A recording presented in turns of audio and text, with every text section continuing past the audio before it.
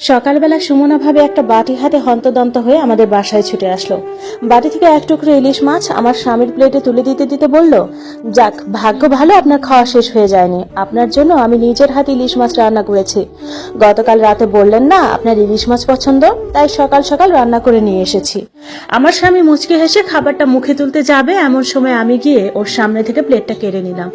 সোহাগ সবে মাত্র খেতে বসেছিল। আমার এমন কাজ দেখে রেগে বলে উঠলো, কি হলো, প্লেট কেড়ে নিলে কেন? আমি তো এখনো খাওয়া শুরুই করলাম না। আমি ওর কথার জবাব না দিয়ে সুমনা ভাবিকে উদ্দেশ্য করে বললাম, ভাবি, সোহাগের বউকে আল্লাহ দুইটা হাত দিয়েছে। সোহাগের যদি এত ইলিশ মাছ খেতে ইচ্ছে করে আমি ওকে রান্না করে খাওয়াতে পারবো। আপনি দয়া করে নিজের বাটি নিয়ে এখান থেকে বিদায় হন।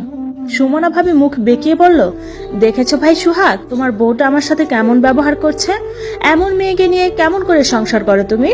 সোহাগ রেগে বলে উঠলো, আচ্ছা মোনালিসা, তুমি এতটা ছোট মনের হলে কবে থেকে? সামান্য একটা ব্যাপার নিয়ে এত সিন ক্রিয়েট করছো কেন? আমি সোহাগের কথায় উত্তর না দিয়ে রান্নাঘরের দিকে হাঁটা দিলাম। যেতে যেতে কানে এলো সুমনা ভাবির কাছে সোহাগ ক্ষমা চাচ্ছে আমার এমন ব্যবহারের জন্য। ব্যাপারটা আমার একদমই ভালো লাগলো না। আমি থাকতে সোহাগ কেন অন্য কারো কাছে নিজের ইচ্ছার কথা বলবে? তাছাড়া আপন কেউ হলে হয়তো মেনে নেওয়া যেত, একটা অন্য মহিলার সাথে ওর কিসের এত প্রেম? সুমনা ভাবির বর বিদেশে থাকে, কয়েক বছর পর পর দেশে আসে, 2-3 মাস থেকে আবার চলে যায়। বাড়িতে সুমনা একাই থাকে। শুনছি শ্বশুর শাশুড়ি আছে, কিন্তু তাদের সাথে তেমন ভালো সম্পর্ক না।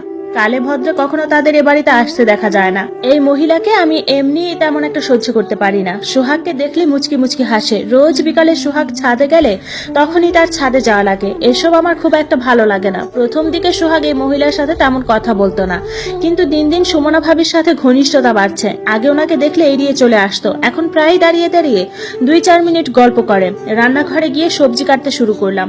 সোহাগ আর সুমনার রাগটা সবজির উপর দেখাচ্ছি। এত সময় হয়তো সুমনা চলে গেছে, আবার দাঁড়িয়েও থাকতে পারে। ইচ্ছে করছিল সুমনা ভাবিকে ঘাড় ধরে বের করে দিতে, কিন্তু নিজের রাগটাকে নিয়ন্ত্রণ করে চলে এসেছি।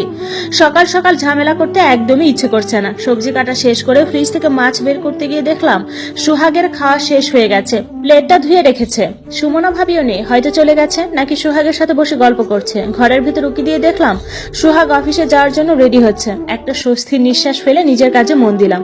সোহাগ অফিসে যাওয়ার আগে রান্না শেষ করতে হবে, নয়তো টিফিন রেডি করতে পারবো না। সোহাগ বাইরের খাবার খুব একটা পছন্দ করে না। তড়িঘড়ি করে রান্না শেষ, সোহাগের দুপুরের খাবার গুছিয়ে দিলাম। এই যে তোমার টিফিন বাক্স, দেখো ভুলে যেও না যেন। সোহাগ ফাইল গোছাতে গোছাতে বলল, এত কষ্ট করার কি দরকার ছিল? আমি বাইরে থেকে এনে খেয়ে নিতাম না হয়? সোহাগের কথা আমি বেশ অবাক হলাম। যে ছেলে বাইরের কোনো খাবার খেতে চায় না, সে নাকি বাইরে দুপুরে খাবার খেয়ে নিবে। হঠাৎই সোহাগ অচেনা মনে হলো। কারণটা হয়তো নিতান্তই ছোট, তবে আমার খুব একটা ভালো লাগলো না। আমি অবাক দৃষ্টিতে তাকিয়ে আছি দেখে সোহাগ হাসার চেষ্টা করলো। তারপর বলল, আরে মজা করছিলাম, তুমি তো জানোই আমি বাইরের খাবার তেমন একটা খেতে পারি না। তোমার তো সব দিকে নজর থাকে। জানতাম। এক কথায় উত্তর দিয়ে সেখান থেকে চলে এলাম। সোহাগের সাথে কথা বলতে ইচ্ছে করছে না। অন্যের সামনে আমাকে ছোট মনের বলেছে। আমি চাইলেই ঝগড়া করতে পারতাম, রাগ দেখাতে পারতাম। দিন শেষে হয়তো আমারই লোকসান হতো। লাভ ক্ষতির ব্যাপারটা আমি খুব একটা বুঝি না। তবে নিজের স্বামীর ভাগ অন্য কাউকে দেওয়ার মতো মন মানসিকতা আমার নেই। সকালবেলা উঠে কষ্ট করে রান্না করব আমি, আর অন্য একজন এসে তার পাতে খাবার তুলে দেবে। এটা হয়তো কোনো মেয়েই মানতে পারবে না। সোহাগের দুপুরের খাবারটা গুছিয়ে দিলাম শুধুমাত্র দায়িত্ববোধ থেকে। সংসার জীবনে প্রেম, ভালোবাসা, চাহিদা, আবদার, আহ্লাদ, বিশ্বাস, অবিশ্বাস, চাওয়া পাওয়া এসবের বাইরেও দায়িত্ব মিশে থাকে। মোনালিসা, আমি বের হচ্ছি, তুমি দরজাটা আটকে দাও আর ঠিক মতো খেয়ে নিও, নিজের খেয়াল রেখো। আমার উত্তরের অপেক্ষা না করে সোহাগ বেরিয়ে গেল। আমি গিয়ে দরজা আটকে আসলাম। সিঁড়িতে তাকে দেখলাম সুমনা দাঁড়িয়ে আছে। সারা শরীর রাগে জ্বলে উঠলো, তবু কিছু না বলে চলে আসলাম। মেয়েটা হয়তো এমনই গায়ে পড়া স্বভাবের। সোহাগ যদি ঠিক থাকে তাহলে হয়তো কোনো সমস্যা হবে না। সারাদিন নানান কাজের ব্যস্ততায় সময় পার করলাম। কাজের ফাঁকে সোহাগের কথা মনে পড়লো। আনমনে কিছু হিসাব কষে আবার নিজের কাজে মন দিলাম। গোসল শেষ করে নামাজ পড়ে খেতে বসলাম, কিন্তু গলা দিয়ে খাবার নামছে না। সোহাগ অন্য একটা মেয়ের জন্য আমাকে কথা শোনাতে পারলো? কোনো সম্পর্ক আছে নাকি ওদের মাঝে? নানান চিন্তা এসে মাথায় ভিড় জমাতে লাগলো।